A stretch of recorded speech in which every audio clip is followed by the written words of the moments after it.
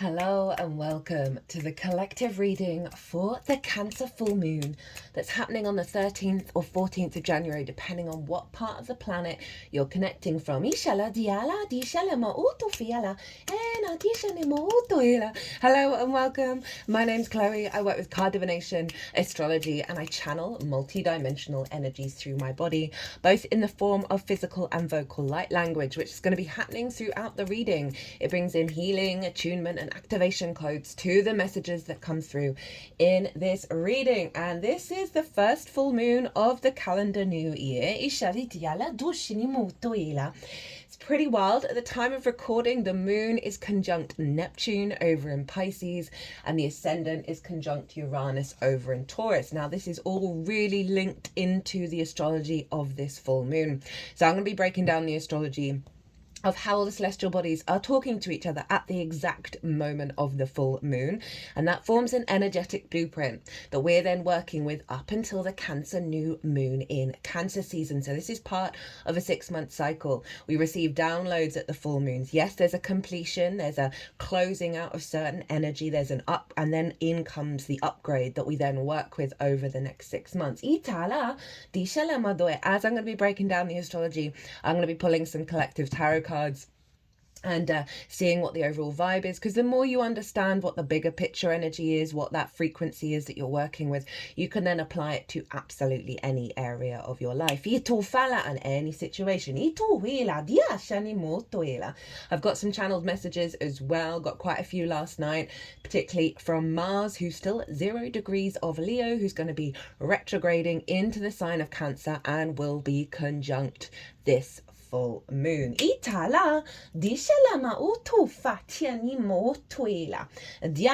Right, so I've pulled all these oracle cards. I always do that before doing a transit.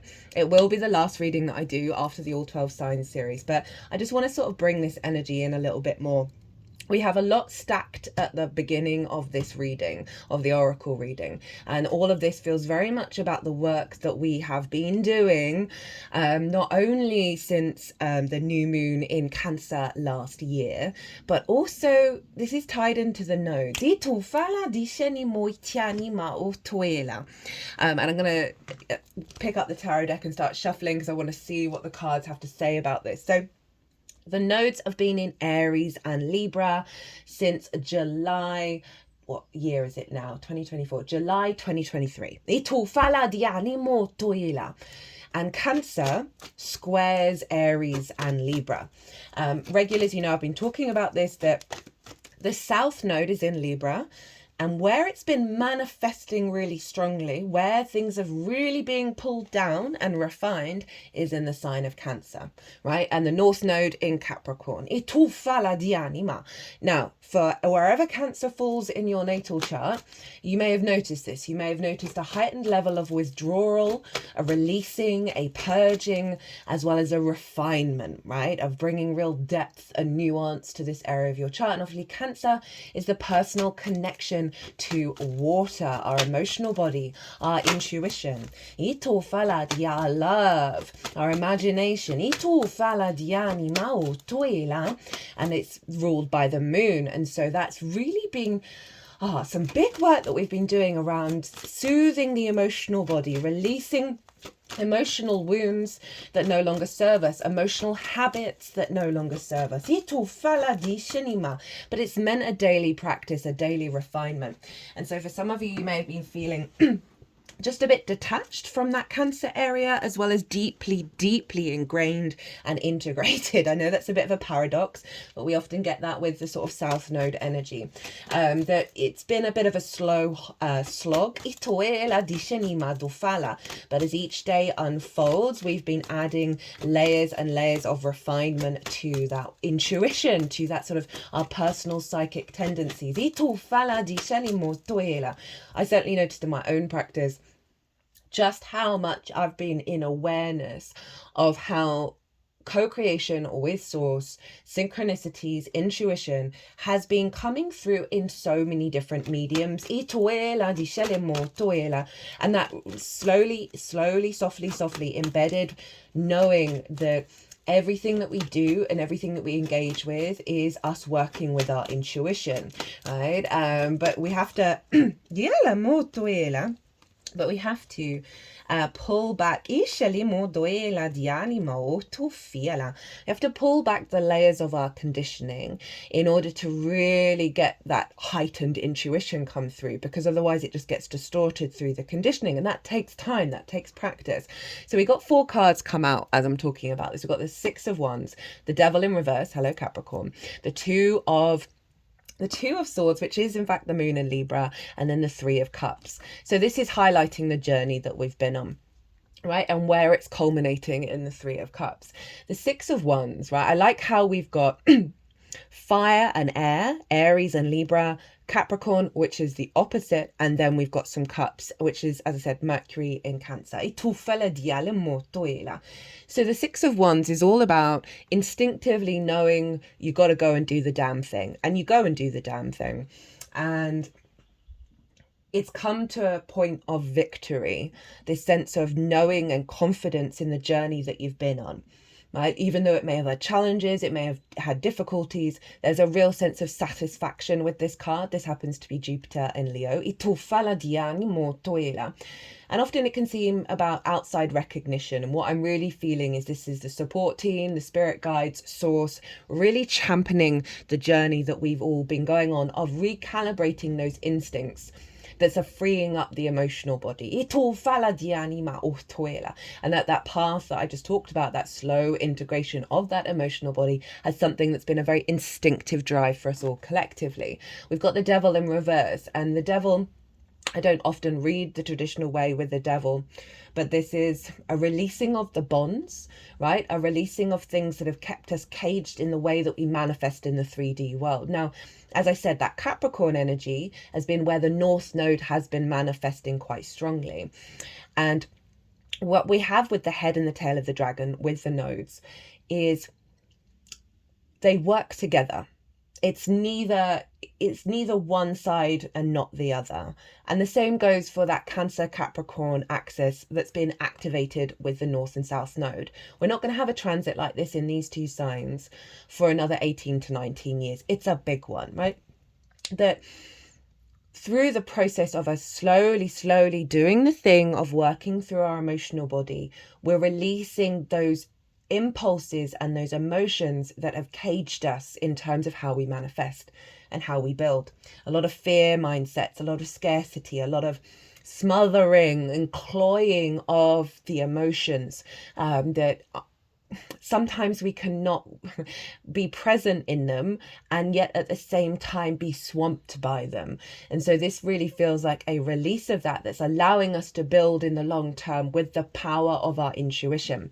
We then have the 2 of Swords. So with this release, with this of that which has caged us in the material realm, of that Capricorn energy, we have been in a process of discovering what our true equilibrium is and who we are in this new landscape, right? But it has taken a little inner reflection, a little of an appreciation of the journey, of the integration of the journey. This figure, they've left their homeland, right? And Cancer is often linked into the home because the moon is linked into the home, right? That sense of security and safety. We've left that old landscape, but we've learned so much on that journey, and now this is highlighting how we've been recalibrating, right?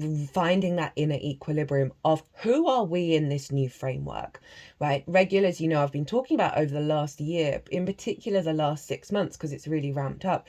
This awareness that we have entered into a new time frame, a new timeline. And now we are just figuring out the new tools and how we're recalibrating to this new frequency. And therefore we've got different tools at our fingertips that we're able to work with, but it does take practice and time to figure those out and what they mean to us on a personal level.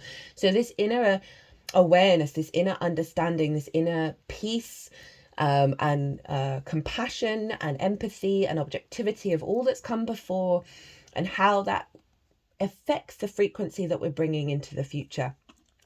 And then that 3 of Cups, again, the spirit team, the spirit guides all celebrating. There's a tarot reader called The Birth of Venus, and the reason why I always mention her, because this is her interpretation, is this is your spirit, you're being in alignment with your guides, your spirit team, feeling the support, feeling the nourishment. So there's a real heightened activation of the integration of our emotional body, of our intuition, of our psychic connection, that is feeling more and more and more in that support network, that support team, that flow, that sense of abundance, that sense of joy in our lives, because we've shed a lot of wounds around scarcity and competition. The reason why I'm talking about this quite a lot is because that Cancer, wherever it falls, has done some deep inner work. That's the South Node in a nutshell. Very esoteric, very yin, very internal in its frequency. And the nodes shifted signs the day before this full moon. So this full moon isn't engaging in that energy anymore. It's closed out. And I love that we've got this big full moon in Cancer, this big activation that's to do with where we're headed. But this is the acknowledgement, is that this download that's coming through is because of the work that we've been doing. Where we are now feeling more emotionally safe and secure, right? We're now feeling more secure in our intuition, in the awareness of the multidimensional arena that we are constantly engaging with. And the water, the memory that we have, is reconnecting to that depth of resonance with source. I'm just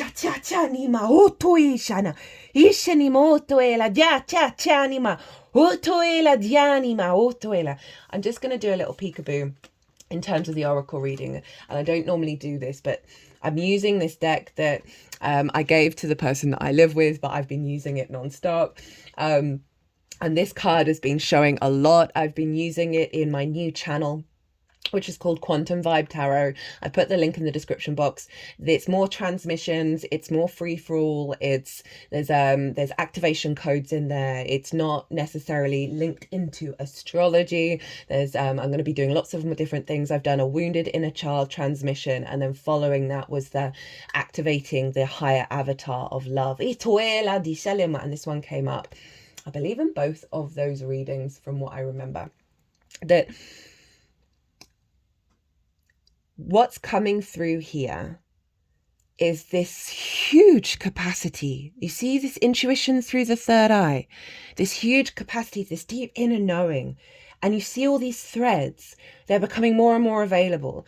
As I said, the nuance, the tapestry of energy, and our awareness and our ability to engage in it is being elevated with this moon.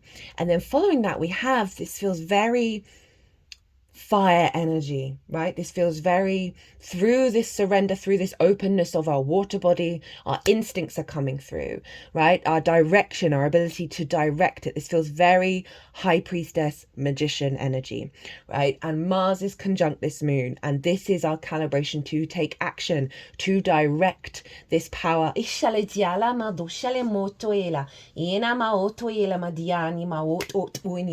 alignment with our higher selves, because of this sense of our emotional body feeling very secure and therefore open, because we're no longer in conflict. Just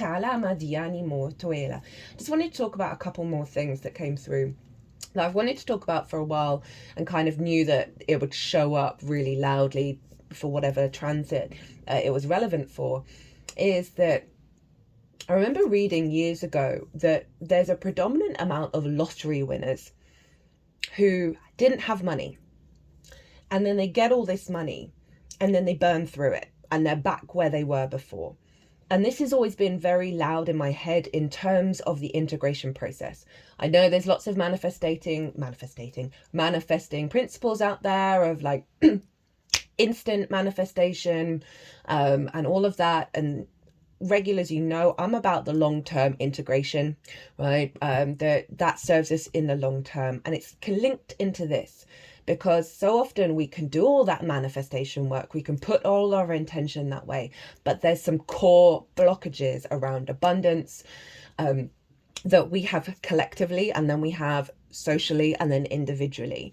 That there's some core, there's the poverty mindset. I grew up very poor. I'm aware of that is a potential core limitation around really being able to accept being open to receive and to receive abundance. Which is why I prioritize that slow integration to avoid us winning the lottery and then burning it. And what it feels like, especially with all these oracle cards here, which is saying about the slow work, right? And how we've got our inheritance come through because of that. That we are activating a cycle that is more open to receive. There was a big transmission that came through in the Capricorn solstice frequency from the Christ consciousness, that we are free and that we are open to receive. That we are heading into a cycle. And by the way, the astrology this calendar year is absolutely, utterly, I want to swear 5 million times, bananas. It's wild. It's so transformative and liberating, and doing the work every day is going to fuel that. So there's this, right? I feel like this full moon is helping a certain frequency around the closed feedback loop of a positive poverty mindset is being closed out, and we're getting a download come through that is allowing us to really amplify abundance and amplify that we are worthy of that. Another key message that wanted to come through is, so often we can trash the path that we've been on. Right? We get to a certain point and we're kind of over all the modalities that we've been working with. And what I feel is really significant is for us to not do that. All right. I've noticed a lot of people being like, oh, I'm over therapy. I'm done with it. And it's, personal and collective. I've noticed it. That those people needed that therapy, needed that modality to get to the place of peace of where they're at.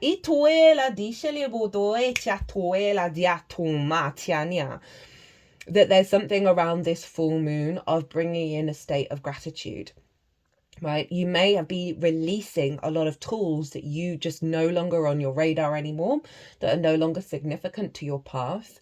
And I feel like having a practice around this full moon of activating a state of gratitude for all the tools that we've had from the old timelines, all the lessons, all the wisdom that we've had from the denser matrices that may have felt really painful and felt kind of like more in the shadow energy, more of the grief, the wounds, the frustration, that they have all brought such great wisdom to where we're at now.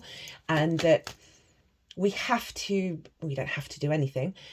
It just feels really significant to just create some time around the full moon to be so grateful for the path that you've walked and for the tools that you've had in that old denser matrix, in order for you to sort of, there's one card in the Shaman's Dream Oracle, I think it's the wall, the obstacle, or like there's like it's an ending card, where they write in it, bow down to that closed door, bow down to that obstacle, and give thanks for everything that it's taught you. And that South Node manifesting in Cancer has been very much that energy.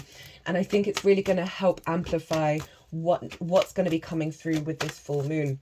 Of, even if you're not needing certain practices or needing certain modalities, and as I said, those denser frequencies, they played a role. Everything has a role to play. I really struggle with positive and negative energy, right? That the phrasing of it, right?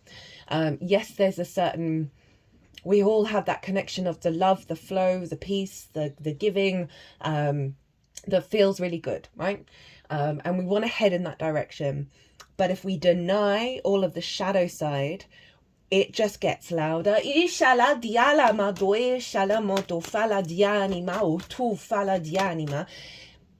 I'm not a fan of the demon energy or the curses and all of that. And I'm so aware it's so many of my past life energies hold a lot of that, and they've limited me in this lifetime. But I feel this is just such a big activation around genuinely making peace and respecting and loving those energies is going to really activate a higher level of liberation. And through that process, another phrase that came through with this moon is, I am willing to embrace each moment.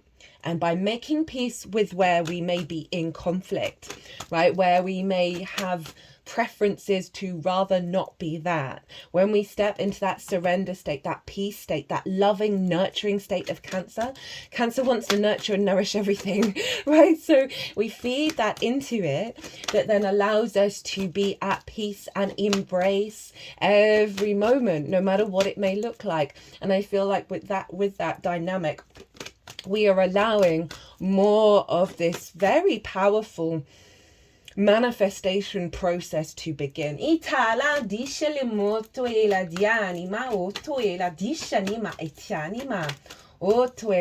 That gives us that stability, that sense of secureness in our emotional body, in the way that we tap into that intuition. Before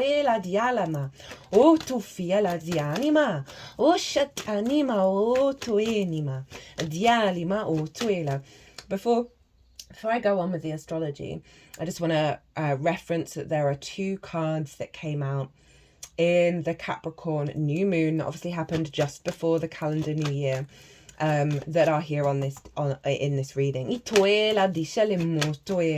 It's really tying in the fact that everything is very, very connected at the moment. We're going to see there are so many synchronicities in the astrology of this year. It blows my tiny little mind. Just when I thought that last calendar year was wild, this, in terms of the synchronicity of the alignments, this one is next level. We are not going to see a year like it in our lifetime. There's one, the previous one. Right, let's get into this astrology.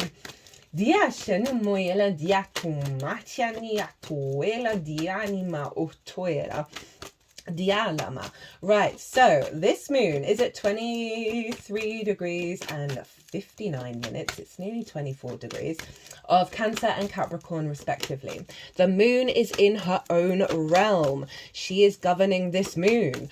She's not influenced by any other rulership energy. So we get this with every every moon in Cancer, as well as every new moon in Leo and full moon in Leo. When the sun is in its own sign. Okay. But this moon as in her power, right? We've got the sun over in Capricorn. So this feels like the crowning energy of this full moon, right? We've got the Queen of Pentacles, the Wheel of Fortune, and the Empress, which is Venus. So it's bringing in that earth energy, right? And it's also bringing in this sense of the cultivation of this abundant frequency, right? That our intuition is going to be guided towards this sense of resonance in the 3D, this sense of the building and the good vibes, basically, with the Jupiter card, with the Wheel of Fortune, because the Queen of Pentacles, again, very yin in nature, this sense of cultivating, bringing nuance, bringing depth, refinement, cultivating that abundant energy and how we create in the 3D world, right? She's also really good at giving advice. So there's this, again, this heightened maturity that we've been bringing in of our capacity to be intuitively guided towards that, which brings us long-term nourishment. If we're also talking about that sort of abundant lottery winning energy, right, of the Queen of Pentacles, being able to sustain it. They're tapping around the third eye right now. We've got the Wheel of Fortune. Again, Jupiter. Right, this is acknowledging that our fate is changing. The frequency is changing. We are no longer in sort of the denser matrices where trauma begets art. Without trauma, without difficulties, we don't gain wisdom, right? I'm not saying that this is going to completely disappear, but we're activating the next stage of how would higher consciousness engage in the lessons, in the wisdom, right? It's going to look quite unfamiliar sound familiar. But there's going to be parts of your soul that already knows how to work with this. But I love that we've got this coming through, that with the intuition, with that sun over in Capricorn, of the vision and the clarity of how to grow and build and climb that mountain from this higher balm of our intuition, right? That's allowing more of that nourishment to come in. The Empress. She wants us to feel good in the 3D realm. This is fertility. This is creativity. There's a real sense of abundance and around us, and our ability to work with that energy in the 3D world. It's also Venus, so it's about connection. It's about love. It's about creativity. It's about joy. And so this is such good energy for what I was talking about in terms of the higher level of the intuition that's allowing us to work with the abundant nature of the universe.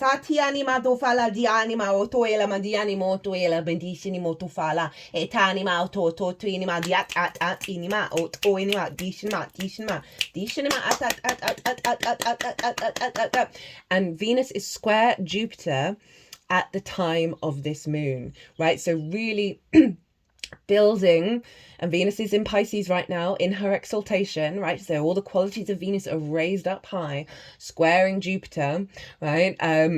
Who's retrograde in the sign of Gemini, allowing the inner recalibration of ideas and information to infuse in our neural network and allow more pathways to open. Jupiter is retrograde though, right? So what I've noticed is finding the wisdom where you're seeing restriction, where you're seeing limitations, where you're seeing blockages and tightness in thought processes, in perspectives, whether it's internally or externally, that we then question it. We're then, that energy feels a bit interesting or a bit off. And then through that awareness, we are activating a higher perspective. And that Venus square, right? Cut the deck and get the moon. This is Pisces. That Venus square in her exaltation with Jupiter in Gemini is bringing in the new neural networks, the synapses, activating. What is it that I was reading about? There's like quantum, I don't want to say protons. They've discovered something in the brain beyond the synapses that people are starting to think that that's where our information collecting and processing actually happens, and that it's not limited, because obviously there's the idea of brain decay, of rigidity in the synapses, that it's not actually. And it makes so much sense in terms of the yin and then the yang of the yin of whatever it is. God, I really should Google that and find out. I might pause and do that. I tried to Google, but my brain wasn't up to it. As in, like, I really can't remember the phrasing at all. And you try Googling quantum brain theory, and obviously so much stuff comes out. But that Venus in Pisces, right, which is very synchronistic, very non-rational in its nature. It's very non-linear in its nature. So there's like the capacity of connecting the dots in a non-linear way, right? Of the old paradigms of how we expect the brain to work and how it interacts with the cosmos. It's very psychic, it's very fluky, it's very synchronistic, and we have the moon showing up of what's being activated is that Jupiter retrograde of a deeper understanding of connectivity, Venus at the higher level with source in our neural network, in the brain, in how we collect and engage with information, that is coming in the way that we elevate our perspective and bring in a higher level of abundance, a higher level of love, with that Venusian energy that is a huge evolutionary jump. Because we've got the dog and the wolf here, which represents the instinctive wildness of us, as well as that which we refine, that which we tame. And when we work together with both of these principles, we go on this evolutionary journey up this mountain. right? Ita, my third eye's throbbing as I'm talking about this. This is allowing us to trust more in the unknown spaces, right? In what we cannot see, what we do not know.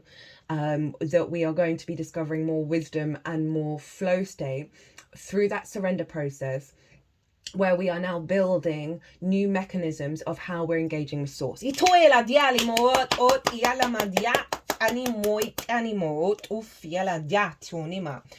back to the fact that the moon's conjunct Mars. So that Mars, housekeeping. There is a competition going on at the moment.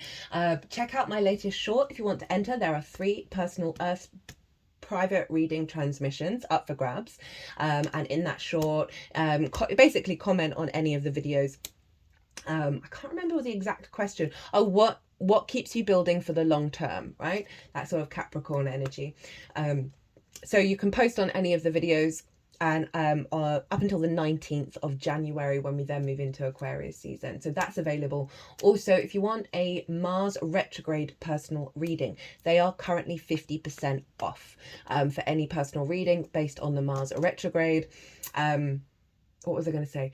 Email me directly if you want to take me up on that offer. So there's the housekeeping. So back to Mars being retrograde. That Mars retrograde transit series, it's still live. It's still very relevant. Was one of the most powerful transits that I've done. Itoela dishelema doechanima. Otoela dianima. Otoela dianima. Otoela dishelema doechanima. Dofala dianima. Okay. And I got a transmission. So this is super significant because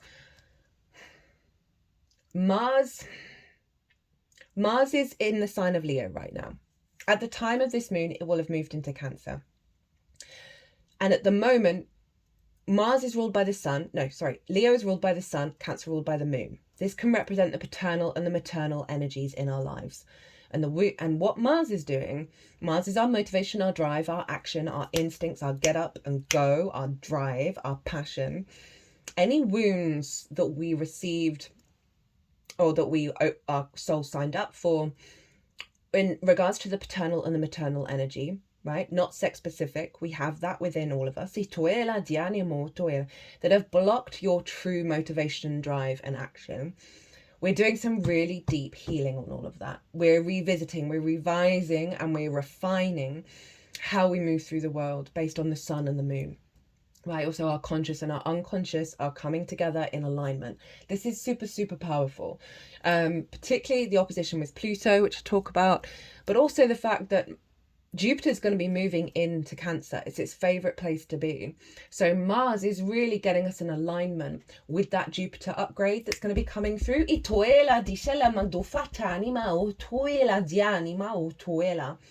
And Mars, while it was in Leo last night, brought the download to me. It's at 0 degrees. That what it's doing in Leo is getting the fire back up and running to feed the emotional body of Cancer,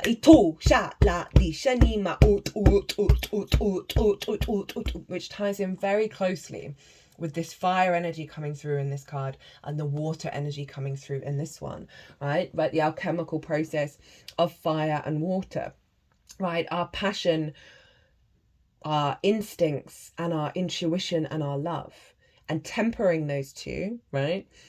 So they come into balance. So one fuels the other rather than they putting each other out. So while I was talking, the energies drew me to cut the deck a few times, right? And so this is the Mars influence that's going on with this moon. We have the 9 of Wands, the Tower, the 8 of Pentacles, the 9 of Swords in reverse, and then the Temperance card. So this is our fire being burnt out. We're still standing. We're still, but it's the candle is nearly gone, right? So there's this acknowledgement of the heavy work that Mars is doing right now to take us out of being on the defensive, to take us out of being in conflict mode, of putting ourselves in instinctive positions that drain our lifeblood. This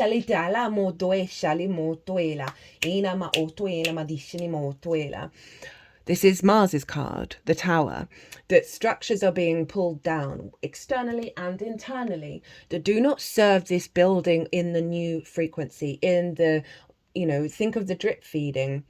of consciousness that we're getting, right? And how collectively we are evolving in terms of our consciousness. I know the world is going crazy right now. I'm so aware of it. I'm never not thinking about that. But this goes back to the lottery winners energy, that if we got all of those big downloads, our brains would fry, right? We like, it would be difficult energy. It's serving us to have gone through this slow process because we're establishing those strong foundations, Capricorn energy, that's launching us into what's happening this year, which is practical magic. We've had to get our instincts and our inner balance in alignment for this big activation that's coming through. So that tower is pulling down those structures that's allowing us to build in this incarnation and step up to our incarnation, right? And find the joy in the process of the refinement, to find this the energy to enjoy the ride, right? And willingly embrace each moment. That's getting us out and into the now, right? And releasing that regret about the past. Remember what I said at the beginning of like maybe doing a little bow and honoring all that has come before, with this openness to the future and not being in that fear state, with this Nine of Swords being in reverse in this process. And then we have the Temperance card. This showed up in the Capricorn new moon transit a lot. This is Sagittarius, right? That this is about the alchemical process. A lot of what I said in the lead up to revealing these cards was linked into seeing this card being the last one, because this is about fire and water and the power of blending those together, right? In order to bring a higher frequency into the 3D, to bring that angelic frequency into the 3D, of the awareness of what we're going through is such a huge alchemical process of the self, a huge refinement of the self that is going to allow us to fly. And not have our wings, the wax of our wings, think of the mythology of Icarus, be burnt up by the sun. And interestingly enough, right? So the nodes will have changed signs the day before this new moon, moving into Pisces and Virgo. That's the practical magic that I've talked about. That Gemini, where Jupiter is going to be the release point of the South Node in Virgo. And Sagittarius is going to be what we're building and activating with that North Node. So it's really interesting that that showed up as well. So Mars conjunct the moon. Mars retrograde conjunct the moon. Right? This is a deeper inner truth of understanding of our intuitive body around how we take action, right? And how we're motivated and driven. Mars in Cancer is so intuitively guided to figuring out what you need to do next, but it is about letting go of the mental space in order to bring through that intuition.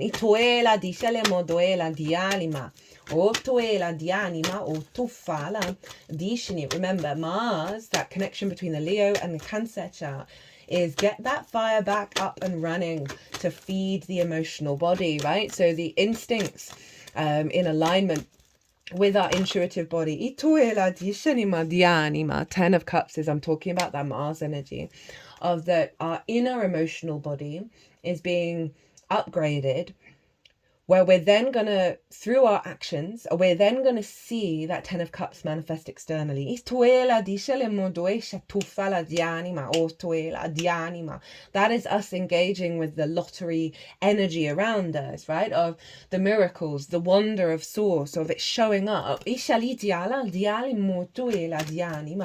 Or to feel it. So, but it's very liberate. Mars is very independent. So this is your frequency, your intuition, your sense of safety and security that isn't being defined by the conditioning. 9 of Pentacles at the bottom of the deck as I'm talking about this. This is about you being able to go out and do the thing, right? To make the right decisions that serve a holistic life. Happy home, happy work, happy friends, happy lover. See all those grapes, they represent abundance. They're just hanging out in the garden. They've done the things that they needed to do in order to feel safe and secure at home and abundant. So our activation of our Mars is going to be guiding us over the next 6 months in alignment with activating these very powerful abundant frequencies. Now, the moon and the Sun and Mars are making harmonious aspects to Uranus over in Taurus. Now, remember I said at the beginning of the video that the ascendant was around Uranus in the sign of Taurus. We've got the Uranus card here.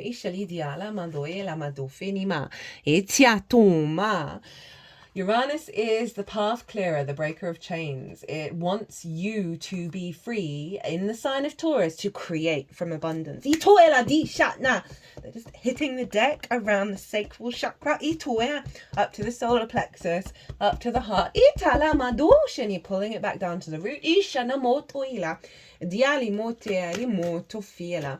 And so it's making harmonious aspects, so it's really supportive and facilitating this heightened intuition, right? Around our physical vessel. Our physical senses are getting in alignment with this intuition. Again, Taurus ruled by Venus, this sense of of the joy of existing, right? Of our capacity to do the long journey and appreciate that journey, and not focus on the results, but the joy that we're finding in each moment. Ace of Cups just came up as I was talking about that. That Uranus is the liberator. Mars and Uranus, very independent. So this is a real sense of breaking out of the conditioning. And we've got this ace here, this Ace of Cups, this overflow, this renewal of our emotional body, of our water body.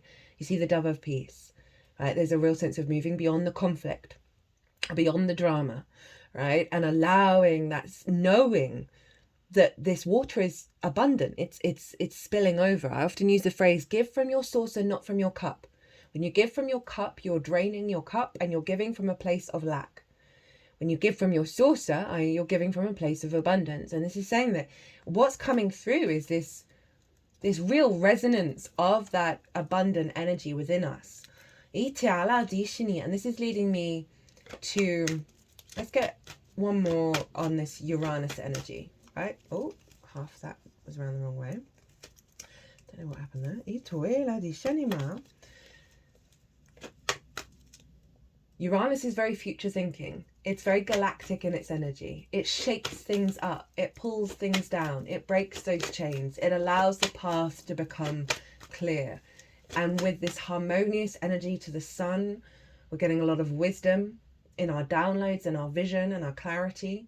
We're getting a lot of creativity, a lot of connection, a lot of harmony between that Uranian energy and the moon and Mars, which is allowing us on a deeper personal level with that Mars retrograde conjunct the moon. Mars conjunct the moon in Cancer is high level intuitive flow in the actions that you take. And we're bringing a deeper resonance and understanding and nuance to that over the next 6 months. We're really cultivating that energy. But that Uranian energy, as I said, very kind of galactic, very collective vibes. Mars is activating the capacity to put that into action. To come up with solutions that may have been beyond your limit, beyond the limiting beliefs that we had. Third eye is throbbing again as I say that.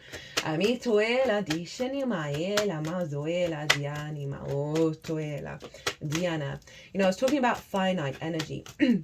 And so this is coming on to the next part of the astrology, that the moon and Mars and the sun are making harmonious aspects to the nodes being in Pisces and Virgo. So the North Node's in Pisces. So exaggeration, we're heading into new territory with our connection to source, with that unconditional mysticism, that compassion, that awareness of polarity and the harnessing that energy of the synchronicities, of the miracles, of the non-rational mindset, of the emotional body, all the wisdom that is held in that collective emotional body. right? The connections, the magnitude of the capacity to make high-level connections, multiple connections, the vast web and tapestry of that emotional frequency. And the North Node is where we're headed, what we're striving for. It amplifies that frequency, guys. The South Node is in Virgo. The refinement, the release, the purge, the inner experience, the inner wisdom, the inner depth and nuance that we're bringing to the Virgo energy. And one of the messages that came through last night is, why do you think your energy is finite? Right? If you think of Cancer, of like the deeply nourishing energy of doing the things, being responsible for the home, caretaking, feeding yourself, tidying the house, all of those, looking after people, looking after yourself, going to work, the sort of the day-to-day stuff, right? That we can get so exhausted, so tired, right? Whenever we're tired, hungry, or in pain, that is when the wounds come out. That is when the limiting beliefs, the short-term thinking come through, right? We need to be loving and kind and compassionate to ourselves when we are in any of those states, as well as to the collective, to society, to the people around you, to highlight, hey, check in with yourself. Are you tired, right? Physically, emotionally, spiritually, mentally, are you hungry? Emotionally, spiritually, physically, are you in pain? Physically, emotionally, spiritually, mentally, in any of those moments, I want you to be so loving and so kind to yourself. But all of those things drain our energy, and we're like, where can we put the fun? Where can we focus on our hobbies? Where can we find more love, more creativity and joy when we are burnt out and exhausted? And the message I got from the South Node, North Node energy here, right? And I will be doing, I know I said it would be the next transit, but I will be doing the North Node, Pisces, Virgo, South Node transit series following this full moon.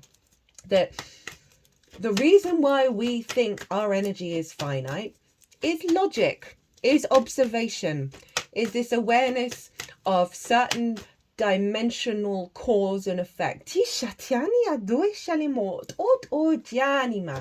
that is very Virgo in its nature. And Virgo is the big observer. Right? Of, oh, this, because I did this, because of this, is led to this. But it's finite. That sense of it's limiting. Whereas we're releasing a lot of the restrictions Virgo can place by being highly rational and highly observant of the old densities. That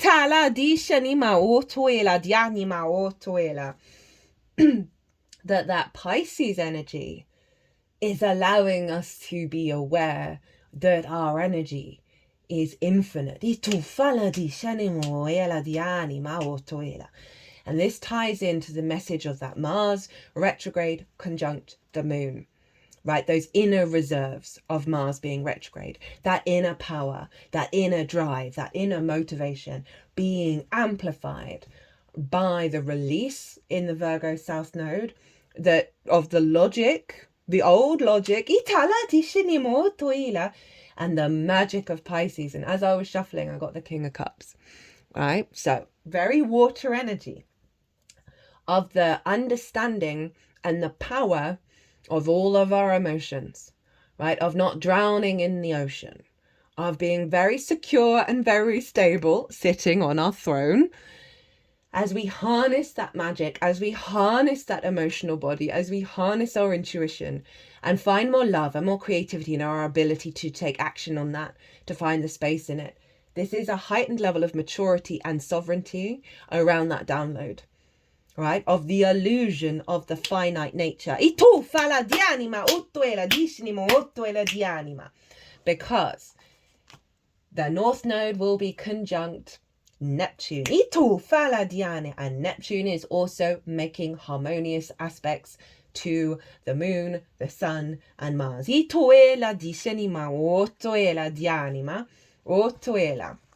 So we've got some other cards that want to come through with that part of the transmission. We have the Eight of Cups in reverse. We have the Eight of Wands and the Fool. So Neptune is all about the deeper understanding of source, right? Of all the dimensions, all the capacities, all the frequencies, all the realities. Neptune's about bringing other realities into our own. While it's been in Pisces, it's often linked to the film industry. The Avengers movies have been huge, right? The whole Marvel series.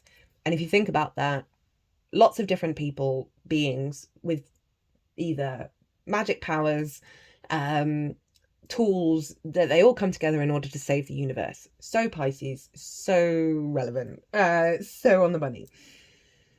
That we are bringing that source, that capacity of magic, of openness to possibilities, openness to the non-rational into our existence, into our moon, where we are then receiving nourishment and our needs being met, our intuition being hardwired to this frequency. The Eight of Cups is Saturn in Pisces, and Saturn is still in Pisces, and it's all about leaving behind unconscious responses that feel comfortable but are actually limiting us in order to go get a higher perspective. This has come up in reverse, and this feels like we've done that work. What's coming through with this moon is the release of that unconscious limiting belief around the finite nature of our emotional body, of our intuition, of our psychic abilities, of our channeling, of our love. And then we're bringing in alignment, right? We're bringing in the Eight of Wands, where everything is going to be headed in the same direction, right? We're not going to feel clunky. We're not going to feel out of connection. There's a sense of trust and faith around this alignment into the form, right? Into this very heart-orientated, delusional, foolish energy. This fool's going to jump off a cliff, but they know a new reality is appearing underneath it. They're opening their heart, hello, Ace of Cups, to allow that to guide them. The sun is at their back. They've got the mountains representing a higher perspective. That this full moon is bringing in a beautiful download for us to work with over the next 6 months to bring us into this alignment.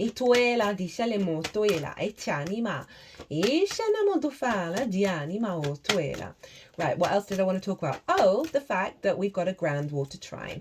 So Juno is over in Scorpio, making a trine to the moon, making a trine to the North Node and Neptune. Now, Juno represents commitment. So we're fit in our fixed emotional body. We've got a great deal of commitment to activate and walk this path. So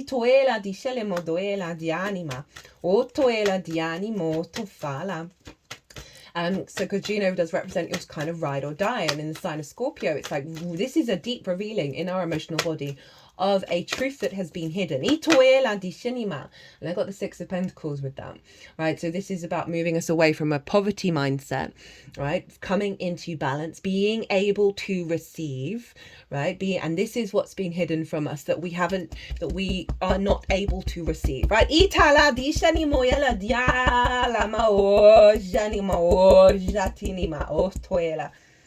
And we had a lot of water trines at the end of last calendar year, right? From the summer to the sort of the end of the year.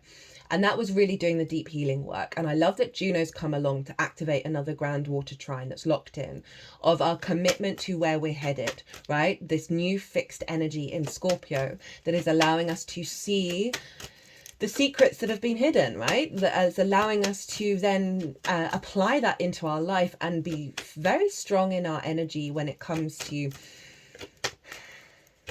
what do I want to say with this? The mutable energy of Pisces, the instigating energy of Cancer, feeding into this Juno of how do we fix it into our body? How do we trust it, right?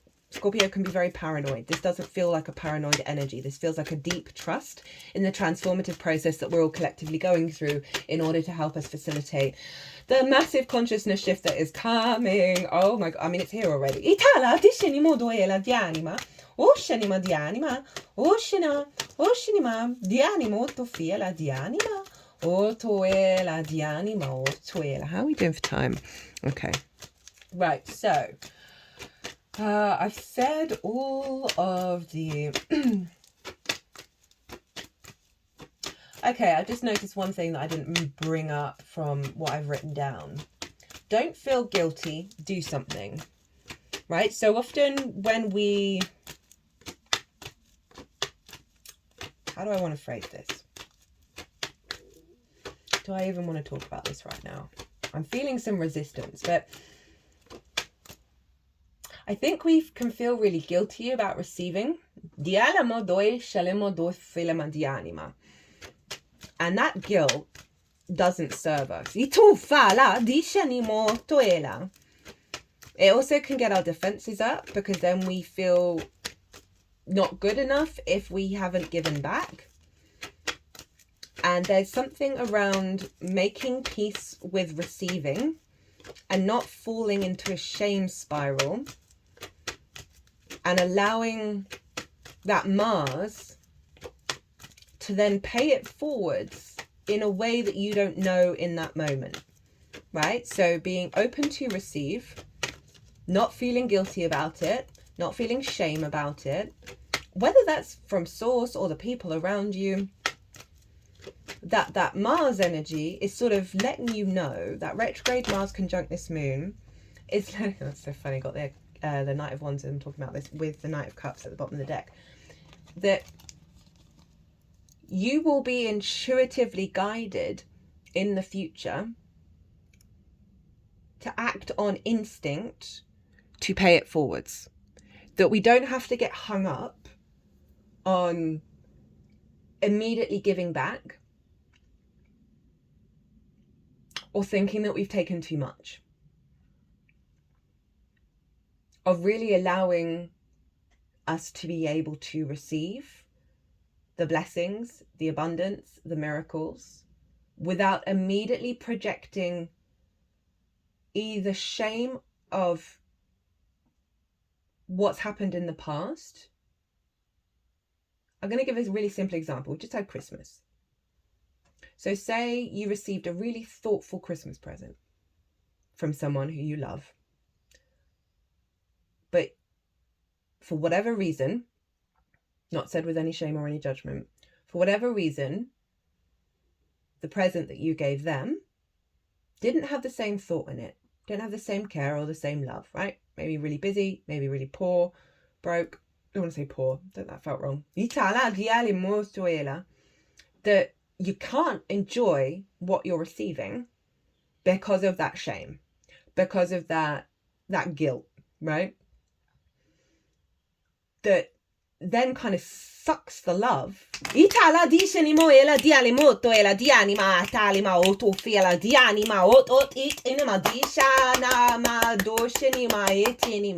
Sucks the love out of what was done.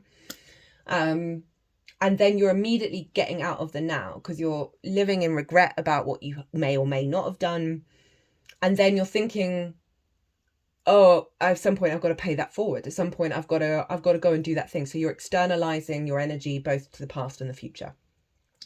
What is coming through with this moon is for us to be able to receive without falling into shame and to guilt, but also taking away the stress and the planning of that future return, right? Because we've got the Knight of Cups and the Knight of Wands, which is that open to receive love, being guided by love, heightened intuition around acting from a place of love. And then the Knight of Wands, which is that instinct that at some point in the future, you don't have to plan about it, it will come when it needs to come, of how you pay that forwards, right? And that frees up the energy around this reciprocity, right? That we're constantly then pulling back into the scarcity mindset if for those reasons that I just talked about, right? And that you can apply that to many other things. There's just this constant sense of out of time.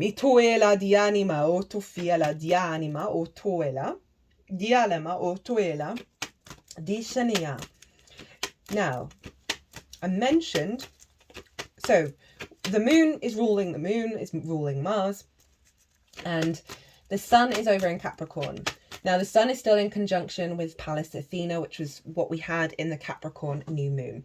And the moon is opposite that, right? So Pallas Athena is about long-term strategy, right? It's this higher perspective, right? It's not necessarily that we've got to have that long-term plan, but Our vision that's coming through is going to be in alignment with the unfolding of the long-term plan. So we also want to look to where Saturn is, because Saturn rules Capricorn and therefore is ruling this sun, which is influencing the moon. And Saturn is... that wanted to come out earlier. Saturn is conjunct Venus, and they are both square Jupiter. And we've got the Magician and the Page of Cups. And for me, Saturn in Pisces has been strengthening those foundations of trusting and believing in the magical reality, in the miracles, that has been prep work for the North Node coming through, which I will talk about in that transit series in way more detail, because there's so much stuff going on. We're going to have a Mercury and a Venus retrograde in Pisces and Aries. Wild stuff going on. I like this. Okay, so Saturn's making the magic of Pisces real. Conjunct Venus in her exaltation, right? So there's a heightened level of connection to this firm foundation that we're building around magic, right? Magic's just science we haven't figured out yet, right? But it's all one and the same. The higher love, the higher mysticism, the higher connection, the higher awareness, the higher appreciation and creativity of Venus being in Pisces, conjunct Saturn, of understanding the hard work that we put in, right? The sort of legacy and integrity and our commitment to those things via Venus, of activating that magic. Venus is also sextiling Mercury. So we've got the Mercury card in sign of Capricorn. So this is all influencing Mercury as well. Of our capacity to perceive a reality and manifest from it that is linked into love. This is Pisces, right? This is linked into the openness to those synchronicities, the openness to the communication, to the information, to the downloads, to communicating from a place of love, to bringing magic into the world from the Magician energy. Now, the Magician is the Mercury card. Mercury rules a Virgo. So this very much feels like a release around the logical way in which we manifest, right? All of those things I talked about at the beginning of the video, of those restrictions around logic, of observation, and how that served us for so long. But this is so bringing in this openness to receive, as within, so without, right? That square to Jupiter, of this recalibration internally of everything that I talked about at the beginning in terms of Jupiter, that's allowing us to then create from these new neural pathways. That's about this page is talking to a fish in a cup, and that fish is talking back, and neither of them are weirded out by it, right? So there's a real sense of solidity in our emotional body that's allowing us to engage with this magic without being fearful.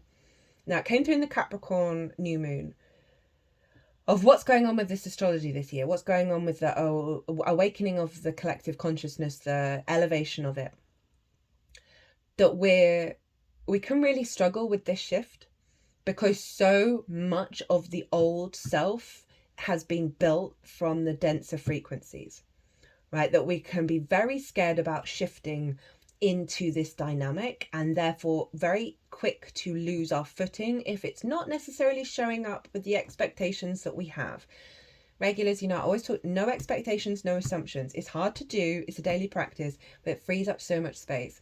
That new moon was allowing more space for us to grieve and then activate. To have the strength and the confidence, conjunct Pallas Athena, to, in our bones, build. And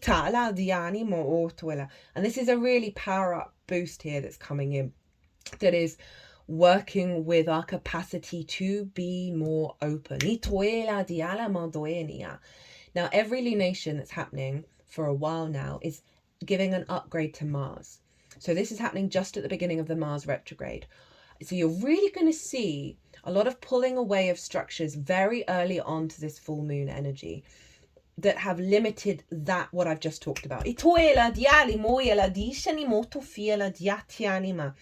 And more space and downloads and frequencies coming in, and resonance and vibrations that is linked into this, right? Linked into that fall, linked into that Venusian energy of, we've got the Page, the Knight, and the King of Cups. With that Queen of Pentacles, grounding that energy in as we elevate our awareness without expectations. di alma doela, di shenimo toela, di anima o toela, di anima. Cut the deck and get the Hermit. So we've had the Pisces card and the Virgo card. This is your inner wisdom being recalibrated. That's allowing you to break away from society's norms and have a deeper trust in the unknown of what you're observing. Itala, dishanima, otufiala, dianima, otuela, dianima, otuela, dialimo, otuela. Right, Virgo really wants to know all the details, all the things, all the plans, gets freaked out when it's not. I say that as a Virgo sun. I've had to do work on this for years. Ishalimo, otuela, dianima. But the Virgo new moon last year, I think it was last year or the year before. We've been doing a lot of Virgo work in preparation of this.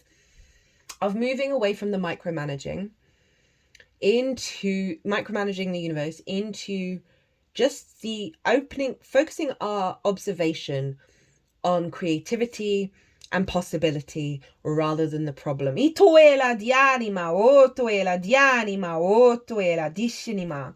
Ufala dianima, doela. I mean, I am so here for this year's astrology. Itianimo. And as I say that, we have the Ace of Wands, right? We've got the Ace of Cups, the Ace of Wands. Very interesting with that Temperance card, which is about the blending of fire and air. We have Mercury, Venus, Mars, all retrograding in fire signs and then moving back into water signs this year. Wild stuff. We've got the nodes shifting from fire to water, air to earth. We are going to have Uranus and Neptune and Saturn all move into fire and air signs. This year. We've got Jupiter moving into a water sign. We've got some big energy showing up. We've got eclipses in Aries still going to happen. And that Aries eclipse we had last year, the I am of it all. I was talking to a friend the other day that I'll play around with mantras all the time. And they always lead back to I am.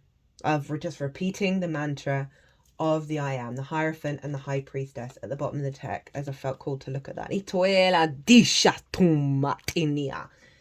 That anything I could say in more words is fully encapsulated in the I am, right? This is the North Node in Aries, right? That sense of now that we've understood our own sovereignty and the power of that, we are able to play with this magic at such a higher level. And a higher level of integrity as well with that Saturn transit. I'm so here for the astrology as well. High Priestess and the Hierophant. These cards are two cards that work together. They've both got the pillars of the material and the spiritual realms. And when we work with both of those, we come into our power. Now, the High Priestess is the Moon's card. The Hierophant is Taurus's card, where Uranus is making a sextile to this moon. Itoela di anima. But that High Priestess is all about the deep knowing, not the faith, the knowing that everything that we need for abundance and fertility is coming towards us. Now, we block that by doubting. By falling at the first hurdle, right? By falling back into the pit. None of these things I'm saying with judgment, because then when we get out of it, we are refining and establishing that deeper connection. So the High Priestess, this is this core energy that's coming in with this moon, is that deeper knowing, the intuitive knowing that we are getting out of our own way. The conditioning is getting out of the way of our soul. Itala dishenya duela. Dialimo duela dianima. O duela dianima. And as I say that, cut the deck where there was a flip card with the Hanged Man in reverse, right? This is Neptune. Dialimo due shalimo due shenimo duela. The Hierophant is the Pope. So this is the acknowledgement of the spiritual journey we've all been on. Right, it's got 2 fingers up, 2 fingers down. It's the benediction. It's the bridge between heaven and earth, day and night, light and dark. all of the polarities of the universe and the appreciation of them, and how we need both sides of the same coin in order to come to a state of full embodiment in the 3D realm. So this is the embodied wisdom of your spiritual journey, and the maturity and the level of commitment that you now have to it. And then with the Hangman in reverse, this is having received the wisdom, having received the download, right? The only halo in tarot, this represent of enlightenment. We're now taking it out on the road.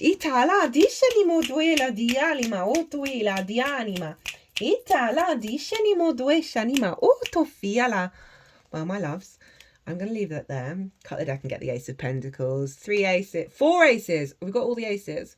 Wait, 1. We haven't got the sword. We haven't got the sword. We've got 3 aces, guys. Big, fresh energy. Itoela di anima. Doshenima di anima. Of how we build in the 3D. Fresh, new energy based on the flowers of the magician, the higher perspective of the mountain, and the portal we're all going through. Itoela di anima duela. Right, I'm going to leave it there. I've really enjoyed the energy of this. It's felt very smooth and flow state, but also high energy, right? High activations. If you want a personal reading, perhaps about this full moon or the nodal shift, email me if you want to pay by PayPal, otherwise book through my website. As I said at the beginning, I've set up a new channel. This is called Quantum Vibe Tarot. I've put the link in the description. These are shorter transmissions. There's a lot more play involved. It's a lot more, it's not linked into the astrology so heavily. I've been enjoying it. I'm on camera. Whoa. Never thought I'd do that. So if you want to go check that out, go right ahead. It's been a lot of fun so far. There's only 2 videos up so far. Wishing you so much love and so much strength on this journey that we're all embarking on, right? This year's gonna be wild, and it's a 9 year, so there's a heightened level of completion, right, and big download energy that we then get reborn into. This is the year, guys. This is the reason why so many people have been talking about, what is it, like the great shift. I can't remember all the buzzwords for it. The astrology is so wild. And I will be doing a 2-part lecture, I think, on the bigger astrology of this year. Just so you're aware of what's going on, right? Pluto, Neptune, Uranus, all moving into yang signs together, forming harmonious aspects, having been in yin signs. This is the activation of our divinity. This is the activation, the instincts, the outward manifestation of all of that.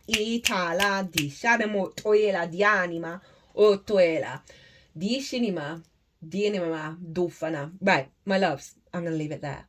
Be good to yourselves. Be good to those around you. Oh, 111155 as I say that. Safe travels and be well until we meet again.